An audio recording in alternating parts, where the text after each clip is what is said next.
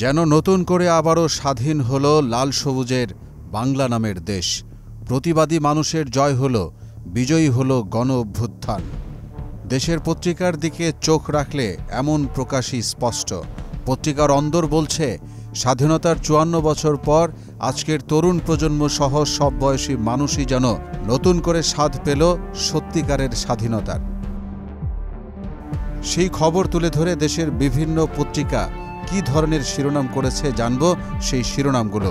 আজকের পত্রিকা যেন ইতিহাসের এক অনবদ্য অংশ হিসেবেই টিকে থাকবে। ছাত্র জনতার বিজয়, হাসিনার বিদায় শিরোনামটি করেছে প্রথম আলো। শিরোনামের উপরে লাখো জনতার সংসদ প্রাঙ্গণে লাল সবুজ পতাকা উড়িয়ে বিজয় উল্লাসের এই ছবিটি যেন বলছে এখানে কোনো বৈষম্য নেই আলাদা করে কাউকে চেনাবার, তারা সবাই বাঙালি। ইত্তেফাক পত্রিকার আজকের শিরোনাম ছিল, ছাত্র জনতার বিজয়, পদত্যাগ করে দেশ ছাড়লেন শেখ হাসিনা।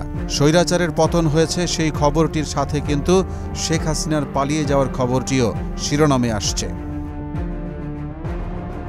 ছাত্র জনতার গণ অভ্যুত্থানে প্রধানমন্ত্রীর পদত্যাগ, বড় করে তারা লিখেছে পালালেন শেখ হাসিনা রেহানা।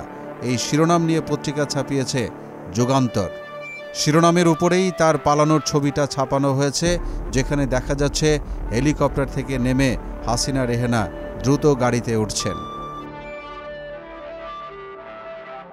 রক্ত সমুদ্রে স্বৈরাচারের পতন, পালিয়ে গেলেন শেখ হাসিনা।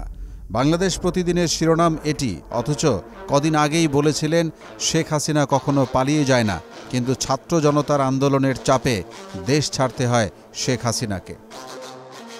ছাত্র জনতায় মহাশক্তি, মহাবিজয়, শেখ হাসিনার পদত্যাগ, দেশত্যাগ। শিরোনামটি দেশ রূপান্তর পত্রিকার। শিরোনামের নিচেই লাল সবুজের পতাকা উড়িয়ে বিজয় উল্লাস করছে লাখো জনতা, তার ছবি দেখা যাচ্ছে। দম্ভের পতন, ছাত্র জনতার জয়, আজকের পত্রিকার শিরোনাম এটি। দম্ভের পতন বলতে এখানে শেখ হাসিনার পতনের কথা বলা হয়েছে। প্রধানমন্ত্রী থাকাকালীন তিনি কতই না দাম্ভিকতার কথা বলেছেন, অহংকার করে বলেছেন এদেশের জনগণকে ফেলে তিনি কোথাও যাবেন না, অথচ তাকে দেশ থেকে বাধ্য করল নতুন প্রজন্মের কয়েক তরুণের নেতৃত্ব।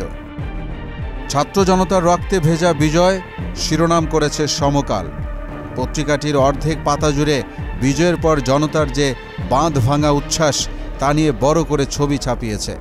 প্রধানমন্ত্রীর কার্যালয়কে জয় করেছেন তারা। ছবিতে দেখা যাচ্ছে সাদা দেয়ালের উপর বুকে সাহস, মনে আকাঙ্ক্ষা আর হাতে লাল সবুজ পতাকা নিয়ে মাথা উঁচু করে দাঁড়িয়ে আছে এ দেশ গড়ার কারিগররা, আর নিচে দাঁড়িয়ে থাকা জনতা যেন তাদেরকে সাধুবাদ জানাচ্ছে।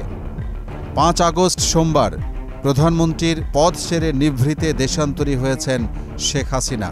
পতন হয়েছে সব দম্ভের, বিজয় এসেছে আন্দোলনকারী ছাত্র জনতার।